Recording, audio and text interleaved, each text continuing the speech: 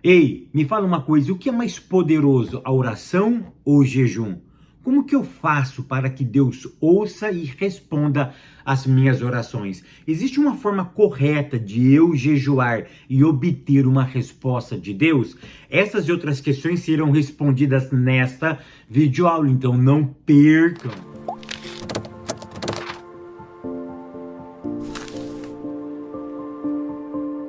A paz, queridos, que bom estarmos aqui novamente no nosso programa semanal da Escola Bíblica Dominical para darmos sequência à nossa série de estudos bíblicos baseado no Sermão do Monte. Para quem não me conhece, eu sou o pastor Fábio Segantin. Se você é novo aqui no nosso canal, não perca essa oportunidade, porque aqui do lado tem o botãozinho vermelho, clica nele e se inscreva, porque toda semana tem um vídeo novo aqui. E se você for um inscrito, o YouTube vai lhe avisar quando eu postar algo novo aqui no nosso canal. E não esqueça também de curtir esse vídeo, de deixar o seu comentário e de compartilhar, porque isso é muito importante. Querido, comenta se foi bom ou se foi ruim, tá? E curta, porque cada vez que você curte esse vídeo, o YouTube mostra para 10, 15, 20, 50 pessoas diferentes. Vamos lá, lição de número 9, que tem como título Orando e Jejuando como Jesus ensinou. Afinal de contas, o que é mais poderoso, uma oração ou um jejum? O que eu devo fazer com mais frequência? Eu preciso orar mais ou jejuar mais? Ou levar os dois juntamente? Para isso, ele fez o Sermão da Montanha. E lá no Sermão da Montanha, ele falou sobre oração e sobre jejum. E isso nós encontramos, tá? Em Mateus capítulo 6, do verso 5 até o verso 18, onde ele fala sobre oração e sobre o jejum. O que você precisa entender é o seguinte, que tanto a oração quanto o jejum, ambos pode ser entendido como pedidos. Aí eu quero começar com a seguinte pergunta: por que oramos e jejuamos e não recebemos? Olha o que diz Tiago capítulo 4 e o verso de número 13. Tiago capítulo 4 e verso 13 diz assim: pedis e não recebeis, porque pedis mal, para o gastardes em vossos deleites. Fábio, eu sempre aprendi que Tiago, capítulo 4, verso 3, fala sobre a oração. Presta atenção. O jejum também é um pedido também é uma espécie de pedido. Jesus, certa feita, disse que essa casta de demônio, ela só vai sair com oração e jejum. O jejum, ele é uma espécie de uma oração. Ou seja, eu vou me externar de uma outra forma. O jejum não existe verbalização. O jejum tem uma mortificação na carne. Eu externo o meu pedido, o anseio da minha alma, através de uma prática que envolve hábitos, pode ser alimentares, ou pode ser alguma espécie de coisas que eu tenho, ou que eu faço uso contínuo. É essa a ideia que eu quero que vocês entendam. Então, por que jejuamos e não recebemos? Por que pedimos em oração, jejuamos, oramos e não recebemos? Porque a gente pede mal. E Tiago dá um indício de que às vezes eu oro, às vezes eu jejuo e eu não recebo, porque eu estou pedindo para gastar com os meus próprios deleites. Ou seja, uma oração feita, um jejum feito a Deus, mas com uma intenção equivocada, eles nunca serão atendidos. Então, por que em algumas orações não são respondidas? Porque alguns jejuns que a gente faz não obtemos êxito, porque o problema está no seu deleite, o problema está no foco, ou seja, está na ânsia da sua alma. Aquilo que você está pedindo não é legítimo, não é honesto, não é puro, não é agradável. É aquilo que Paulo diz em Filipenses 4, verso 8. Então, eu quis trazer logo essa introdução para que você possa entender que, primeira coisa, jejum é uma espécie de pedido, é uma espécie de oração. E por que fazemos e não recebemos? Porque a gente pede mal.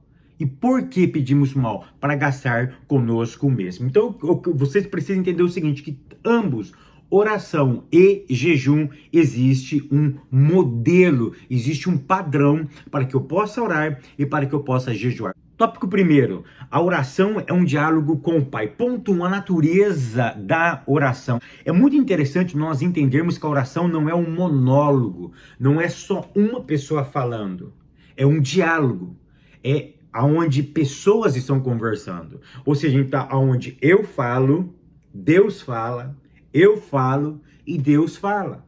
Então eu preciso orar e parar para ver se Deus vai responder a minha oração. Para isso eu separei um salmo muito interessante para vocês, que é o Salmo 5. A oração ela é um diálogo, então você vai pedir e você vai observar se Deus vai responder a sua oração no perpassar da tua existência. Você fez uma oração, você levantou de manhã e fez uma oração. Nós aprendemos que oração é um diálogo, é uma conversa. Você falou com o Pai lhe ouviu. E você sai para o seu trabalho, você sai para a sua atividade e você precisa perceber no perpassar desse dia ou dos dias aquilo que Deus está fazendo sobre a tua oração. Olha o Salmo 5, verso 3 diz da seguinte forma: pela manhã ouvirás a minha voz, ó Senhor, pela manhã me apresentarei a ti e vigiarei. Querido, preste atenção no que o salmista está querendo dizer. O salmista está dizendo o seguinte: pela manhã ouvirás a minha voz. Aqui é um salmo de um judeu. Os judeus, ele orava no mínimo 3 vezes ao dia. A oração da manhã era uma oração obrigatória do judeu. Ou seja, ele levantava pela manhã e fazia a sua oração. Ele apresentava o seu pedido ao Pai. E aí ele diz o seguinte: olha, pela manhã ouvirás a minha voz, ó Senhor. Pela manhã eu vou me apresentar a ti. E a ti eu me apresentarei a ti e vigiarei. O que eu quero que vocês observem é o verbo vigiar. O salmista está querendo dizer o seguinte: levanto e oro. E conforme eu vou trabalhando, conforme o dia vai acontecendo, eu vou percebendo, eu vou vigiar, eu vou ficar atento nas coisas que vão acontecer na minha volta, para que eu possa ter ciência de que Deus respondeu a minha oração. O verbo vigiar é prestar atenção nos fatos, é prestar atenção nos acontecimentos, é prestar atenção naquilo que está acontecendo em minha volta. Se aquilo que está acontecendo tem conexão com aquilo que eu pedi pela manhã. Porque Deus sempre vai responder as nossas orações. Ou seja, eu preciso aprender que a oração é um diálogo. Eu peço para Deus e depois eu passo a perceber, eu passo a observar aquilo que Deus está fazendo na nossa vida. Olha o que diz Mateus 6, verso 5. Antes de você orar, propriamente dito, você falar, você tem que ter um ritual, vamos dizer assim. Você tem que ter um modelo. Você tem que ter algumas atitudes. E no verso 5, diz assim, ó, Mateus capítulo 6, verso de número 5. E quando orares, não sejais como os hipócritas. Mas olha o verso 6 que diz assim, ó, mas tu quando orares, entra. Observe esse verbo. Você vai orar? Vai. Tomei a decisão de orar. Então o que você tem que fazer? Entra. Ou seja, é o verbo entrar. O verbo entrar é muito interessante, que eu sempre saio de algum lugar para entrar em outro lugar. Então, a gente não observa esses fatos. Então Jesus disse, olha, você quer orar? Então, primeira coisa, saia de um lugar e vá para outro. Isso daqui pode ser lugar físico, mas eu quero ir muito mais além. A ideia não é somente um lugar físico, é você sair de um estado e entrar em outro estado. É você sair de uma situação e entrar em outra situação, porque só entra quem sai. Você não consegue entrar se você não sair de algum lugar. Então o texto diz entra, ou seja, sai de uma situação, saia de uma posição e entra em outra posição. E aonde você vai entrar? No teu aposento. Ou seja, sai daquele mundo que você está vivendo e agora você vai entrar num lugar secreto. É num lugar onde só eu e você vamos estar completamente conectados. É no teu aposento. Ou seja, é nas tuas dificuldades, é nos teus segredos. É naquilo que mais te incomoda, naquilo que mais te perturba. Então sai e entra no teu aposento. E depois você fecha a porta. Ou seja, não permita que nada impeça ou tire a sua atenção desse momento. Você saiu, agora você entrou em outra dimensão. Você entrou em outro momento. Então fecha a porta. Ou seja, é tão interessante que agora quem é que tem o controle dessa chave? É você. Porque foi você que fechou. É você que pode abrir. É você que tem o controle dessa porta. Então você deve o quê? Fechando a tua porta. E aí ele continua o texto dizendo, você ora ao teu pai. É tão interessante que aqui ele está falando para pessoas que têm filiação. A questão aqui não é intimidade, a questão aqui é filiação. Porque tem muitos filhos que não têm intimidade com o pai, mas tem o pai. Tem filhos que não contam certas coisas pro pai com medo do pai, porque não gerou intimidade com o pai. Quantos filhos de Deus são filhos de Deus, mas não têm intimidade com o pai? É por isso que o texto está querendo dizer, é por isso que o texto me afirma, Jesus está querendo dizer, Jesus está afirmando que ora ao teu pai. Ou seja, gera intimidade com ele. Fale dos teus segredos. Fale daquilo que te perturba, daquilo que te machuca. Fala para ele, por quê? Porque ele é o teu pai. E ele vem em secreto. Fique tranquilo que ele vem em secreto. Você não precisa fazer alarde do que você sente. Ele vê em secreto.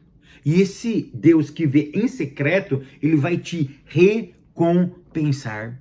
Então olha que interessante. Antes de você orar, tem que ter essa atitude. Essa atitude de sair de um lugar e entrar em outro lugar.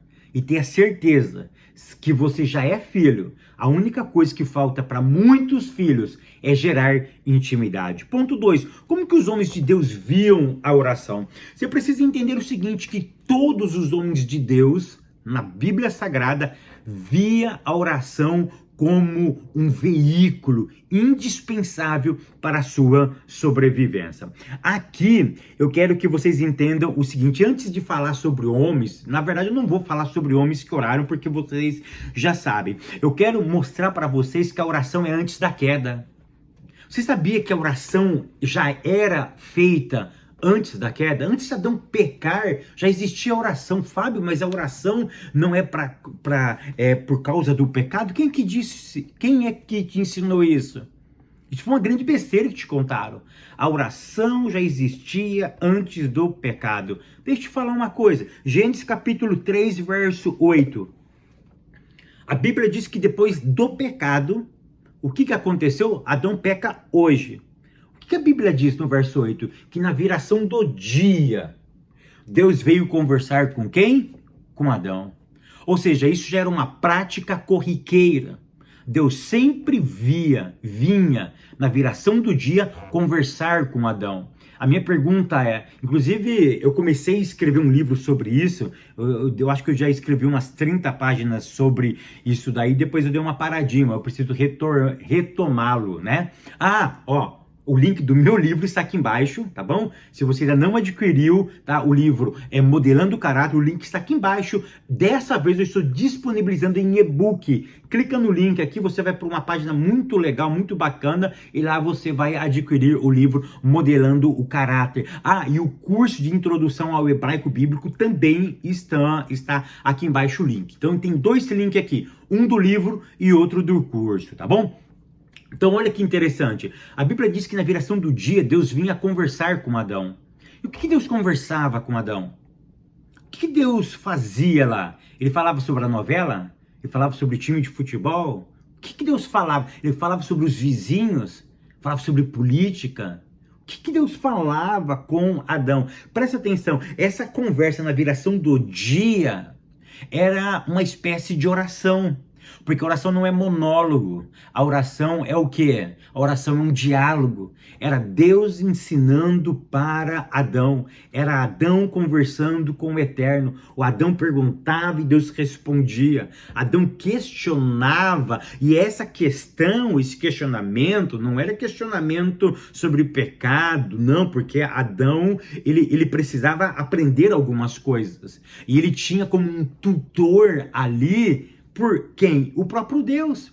Então, essa espécie de viração do dia era uma espécie de oração. É uma pergunta clássica. Quando Adão e Eva pecam, a Bíblia é tão interessante que os dois filhos de Adão e Eva, Abel e Caim, eles ofereciam o que para Deus? Oferta. A minha pergunta é, quem ensinou a respeito de oferta para Abel e para Caim? Quem?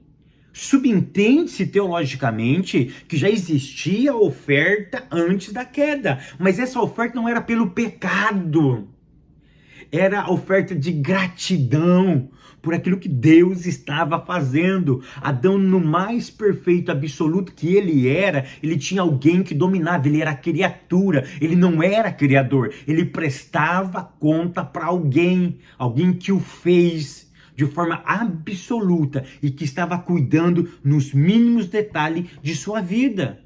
Ou seja, então, lá no Jardim do Éden, aquela viração do dia era uma espécie de oração. É por isso que na oração não é só pedir, na oração eu glorifico, na oração eu reconheço a soberania de Deus, na oração eu reconheço que Deus está no controle da minha existência.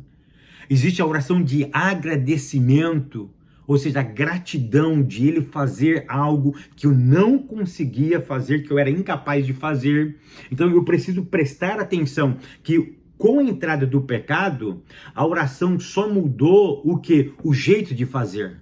Ou seja, ela foi o quê? Ela foi se adaptando de acordo com a minha necessidade. Depois do pecado, a gente começou a ser tentado. E nós éramos tentados, a gente caía em tentação, a gente pecava. Aí eles desenvolveram a oração pelos pecados. As pessoas começaram a ficar enfermas. Ou seja, vamos pedir a quem para nos socorrermos? A Deus. Aí começa a orarmos a Deus, pedindo para que Deus nos atenda, para que Deus nos cure. Ponto terceiro, a maneira de orar. Olha o que diz Lucas capítulo 11, e o verso de número 1, diz assim, ó: e aconteceu que, estando ele a orar num certo lugar, quem estava orando? Jesus. Quando Jesus acabou de orar, lhe disse um dos seus discípulos. Um dos discípulos chegou e perguntou, aí faz a pergunta: Senhor, ensina-nos a orar, como também João ensinou os seus discípulos. Então, olha que interessante. Esses judeus não sabiam orar? Claro que sabiam. Os judeus já sabiam as 3 orações que eram feitas, no mínimo, as 3 orações da manhã, da tarde e anoitecer.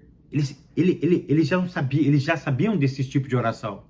O que eles queriam é que Jesus ensinasse não uma nova oração, mas eles queriam que aprofundasse o estilo de oração. E é tão interessante que Jesus não aprofunda o estilo de oração. Ele pega um modelo de oração, vou repetir, Jesus pega um modelo de oração que já existia. Que isso, Fábio? Verdade.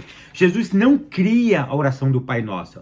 A oração do Pai Nosso, que ele ensina aqui, é uma oração que já existia. Que isso, Fábio? É só você ler tradição judaica. É só você ler a oração que os fariseus faziam. Aí Jesus ensina da seguinte forma.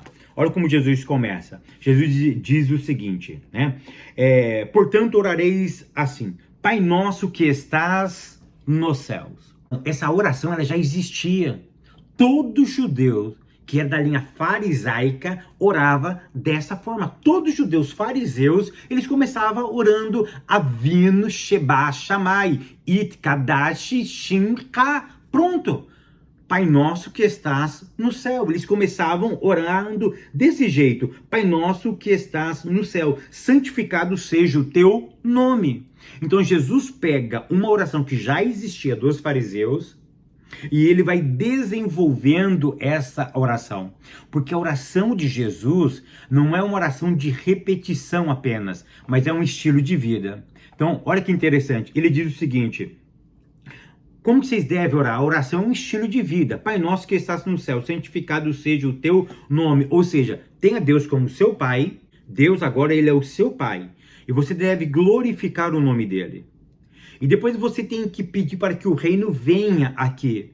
O que Jesus está querendo dizer? Viva como se o reino estivesse aqui. Do mesmo jeito que a vontade é feita lá, a vontade tem que acontecer aqui. E depois, como deve ser o estilo de vida de vocês? Um estilo de vida que perdoa, que não guarda ressentimento, porque aí ele diz, antes disso ele diz, o pão nosso de cada dia nos dai hoje. É tão interessante que a expressão, o pão nosso de cada dia, eu estava lendo essa tradução, essa versão no hebraico, e dá uma outra ideia. A ideia aqui não é somente o pão nosso, o pão de hoje. Jesus está querendo dizer o seguinte, essa é uma interpretação judaica que eu me apaixonei por ela. É o seguinte, Senhor, o pão que vai acontecer no mundo vindouro, antecipa ele para mim. Essa interpretação ela é fenomenal, porque antes ele fala sobre venha o teu reino, ou seja, onde está o reino? Nos céus. Do mesmo jeito que o teu reino, que a tua vontade acontece lá no céu, acontece aqui. Então ele está antecipando, ele está pedindo para que coisas que estão além aconteçam agora. E aí ele chega na providência, ele diz, o pão nosso de cada dia, antecipa ele para nós. Ou seja, antecipa a glória futura, antecipa a providência do mundo vindouro, antecipa para que nós possamos viver aqui e agora. E aí depois ele entra, olha, como que vocês vão viver? Perdoando, não guardando ressentimento. Ou seja, alguém te feriu, você perdoa essa pessoa. Não entres na tentação, não entre por esse caminho, tenta dominar a tentação, livra das coisas do mal. Ou seja, aonde tem a aparência do mal, foge. Ou seja, tem um estilo de vida privado para a minha glória. E aí ele explica por quê. Porque teu é o reino, teu é o poder, tua é a glória, desde agora para sempre. Amém. Ou seja, o Senhor está no controle da nossa existência. Essa que é a ideia da oração do Pai Nosso. Deixa eu te dizer uma coisa. Preciso ter horário para orar? Não. Mas eu quero dizer para vocês, eu quero estimular a vocês a ter um horário para orar. Por quê? Porque quando você cria horário, você cria uma sintonia, você cria uma responsabilidade e uma disciplina. Então isso é muito interessante. Preciso ter? Não. Mas quando você cria esse hábito de orar, de orar em determinados horários, o seu cérebro vai criando uma disciplina naquele momento. Fábio, existe uma posição certa para orar? Como que eu tenho que orar? De joelho a pé, em pé, agachado, deitado, prostrado? Como que eu devo orar? A Bíblia não diz sobre isso, tá? O importante é você ter uma devoção. O teu espírito, a sua alma estiver inclinada. E isso daí é muito interessante, tá? Você precisa ter um lugar próprio? Não. Você não precisa ter um lugar próprio. A ideia de local é a ideia de intimidade, tá? O autor coloca aqui o decoro da oração. É uma palavra difícil, né? Mas vou esmiuçar isso aqui de forma simples. Como que você deve orar? Por exemplo, você vai orar com roupa íntima? Faz sentido? Claro que Deus ouve, eu não estou falando que Deus não ouve, mas não tem nexo isso daí. Não tem nexo. Você não vai de roupa íntima para a igreja, você não vai de roupa íntima para casa de um amigo, você não vai de roupa íntima para qualquer lugar. Você só usa roupa íntima dentro da sua casa. Ou seja, então quando você vai orar, tem que ter um decoro. Ah, Fábio, mas não, eu sei que Deus não olha para isso, eu sei que você pode estar num banheiro, você pode orar e Deus vai te ouvir, eu sei disso.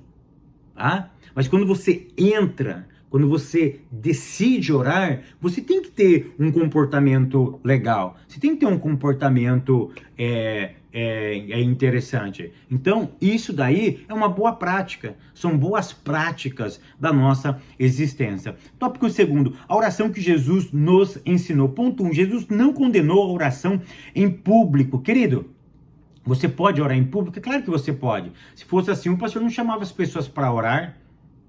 A oração acontece. O problema da oração em público, tá? Tem pessoas que gostam de fazer isso para se exibirem. Ou seja, então a questão não é orar em público. A questão é a tua intenção. Você faz isso para mostrar para as pessoas que você é o melhor orador? Que você ora melhor? Uma outra coisa que eu quero ensinar para vocês é o seguinte: não existe oração bonita. Esses dias, o meu filho falou assim: nossa, eu vi uma oração tão bonita. Eu não sabia que tinha oração feia e oração bonita. A Bíblia diz que a oração feita por um justo, ela pode muito em seus efeitos. A oração tem que ser feita por um justo.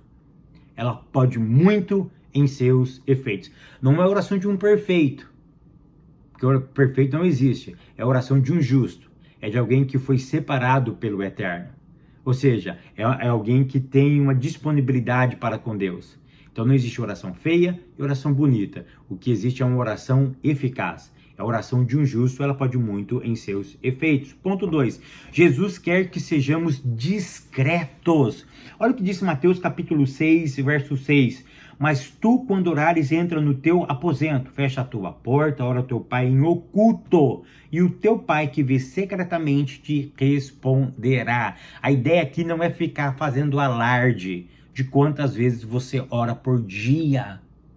Por exemplo, eu adotei um método de oração e de jejum, já tem algum tempo, é sistemático todos os dias. E se eu ficar falando aqui quantas vezes eu coloco o meu relógio para despertar, para orar, seria uma grande hipocrisia minha. Eu já estaria recebendo o meu próprio galardão. Mas eu posso ensinar porque eu estou vivendo isso. Eu vivo isso. E não é... Eu estou vivendo isso daqui. Então você tem que ser discreto. Ninguém precisa perceber que você está orando, que você está fazendo as coisas. Ponto 3. Não useis de vã repetições nas orações. Aí Jesus diz no verso 7, e orando, não useis de vã repetições. Muitos dizem que vã repetições são as rezas católicas. Você está errado. Tá? Ave Maria, o Pai Nosso. Não, Jesus não está condenando isso daqui.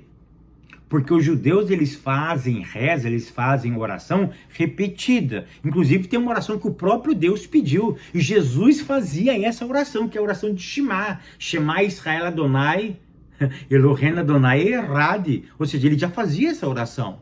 Então o que é vãs repetições? Quem fazia essas vãs repetições? Eram os gentios, os gregos, quem não era judeu. O que é repetições aqui, Fábio? É um mantra. O que é um mantra? É quando você fica assim, ó, em nome de Jesus, em nome de Jesus, em nome de Jesus, em nome de Jesus, em nome de Jesus, em nome de Jesus, em nome de Jesus, em nome de Jesus, em nome de Jesus, em nome de Jesus, opa, em nome de Jesus, em teu nome, em teu nome, em teu nome, em teu nome, em teu nome, em teu nome, em teu nome. Poxa, o que é isso? Isso é mantra. Ou seja, é uma repetição de uma mesma palavra, pensando que isso vai chamar a atenção de Deus. E isso daí a Bíblia proíbe, tá? Isso que é mantra. Tá? Uma outra coisa que vocês precisam entender é o seguinte: qual é a oração que Deus ouve? Uma oração longa ou uma oração curta? A Bíblia ela não dá ênfase a algo longo ou a algo curto. O que ela dá ênfase é um coração sincero. É um coração que despreza a si e busca a glória de Deus. Que não pede coisas para gastar naquilo que não é pão, para gastar nos nossos próprios deleites. Então a questão aqui não é oração longa e oração curta. Mas é claro que aquela oração de 1 minuto que você faz todos os dias também é uma beatação, né? Ou seja, por exemplo, como que você cria intimidade com uma pessoa? Conversando com ela. Se você conversar com essa pessoa uma vez por semana, você tem intimidade com ela? Não. Mas se você conversar com ela todos os dias, vai gerando intimidade. Se você for na casa dela, aprofunda mais. Então você consegue entender que a ideia é que não é o quanto, não é oração longa, estou 3 horas orando. Não, a Bíblia cita sim casos de orações longas e temos períodos de oração curta, como o caso de Elias no Monte Carmelo. Pronto. Mas são fatos isolados. Não é que ele só fazia aquilo, ele tinha a sua comunhão com Deus. Então eu preciso entender muito isso, tá? Eu estava lendo o livro do pastor da Coreia, que morreu, que tinha a maior igreja do mundo, O Poder da Oração, e era um homem que orava 3, 4 horas por dia, aquele homem. Então, tem algo diferenciado em pessoas que se dedicam em orações continuadamente, porque a oração é o fôlego da alma de um ser humano. Então a questão aqui não é se você ora muito ou se você ora pouco. A questão aqui é a sua devoção, é a sua entrega naquela oração. Tópico terceiro, oração e jejum. Ponto 1. Oração e jejum, uma combinação perfeita. Então olha que interessante, em muitos casos na Bíblia, a oração e o jejum são colocados lado a lado. Aí eu fiquei pensando por quê? E eu cheguei a algumas conclusões, eu quero te mostrar uma conclusão que eu cheguei. Eu cheguei a várias, mas eu quero apenas te mostrar uma. A primeira conclusão que eu cheguei é o seguinte, que na tradição judaica existia horários para orar. Então tinha oração da manhã, tinha oração da tarde e tinha oração da noite. Pronto. Tinha esses três tipos de oração, esses três horários. Então, a oração, ela com um horário marcado, ela cria disciplina em você. E o jejum é uma forma de manter a carne mortificada, porque o jejum não é um horário específico, mas é um período longo específico. Então, a oração, então, olha que combinação, por isso que eu acho que é uma combinação perfeita mesmo. Oração com horário, ela cria um hábito de disciplina, uma responsabilidade. E o jejum é uma ativação, é uma forma de você manter a sua carne mortificada de forma longa durante aquele período que você também está em oração. Porque quando você está jejuando, por exemplo, alguém chega lá com chocolate, você pega o chocolate na mão e fala, poxa, estou jejuando. Você já deixa o chocolate de lado. Você tem costume de entrar em alguns sites, né? E aí você tá lá, e aí você quer entrar em algum site, você lembrou, opa, poxa, tô jejuando. É uma forma de você mortificar. Você vai criando novos hábitos. E conforme você vai mais jejuando, vai se libertando de mais hábitos e vai criando outros tipos de hábitos. É por isso que oração em jejum gera santificação para o teu coração. Ponto 2, o aspecto bíblico sobre o jejum. Primeira coisa, jejum é bíblico, não é invenção humana. O jejum é algo bíblico, tá? E conforme o tempo foi passando, o jejum foi se ajustando de acordo com os tempos. Porque nós temos o jejum de 7 dias, nós temos jejum de um dia. Nós temos jejum de 7 dias, temos jejum de 21 dias, temos jejum de 40 dias na Bíblia Sagrada. Então, olha que interessante, o jejum ele é bíblico e o jejum ele é uma espécie de, conforme o tempo foi passando, ele foi se ajustando a alguns estilos de vida e para alguns momentos específicos na nossa existência. O que eu quero que você aprenda é o seguinte, que nós oramos mais do que jejuamos. Faça uma pergunta na sua classe, tá? Peça para não responder, é que eles respondam para si mesmos. Eles mais oram ou mais jejuam? É muito mais comum ter mais prática de oração e ter menos prática de jejum. O jejum é uma coisa que está meio em desuso, mas a gente precisa ativar esse modo. A gente precisa ativar esse modo. Uma outra coisa eu deixei mais para o finalzinho da aula. Você, professor, que não está orando e não está jejuando, eu vou deixar de dar essa aula? Não, porque se eu não jejuasse e se eu não orasse, eu não estaria aqui.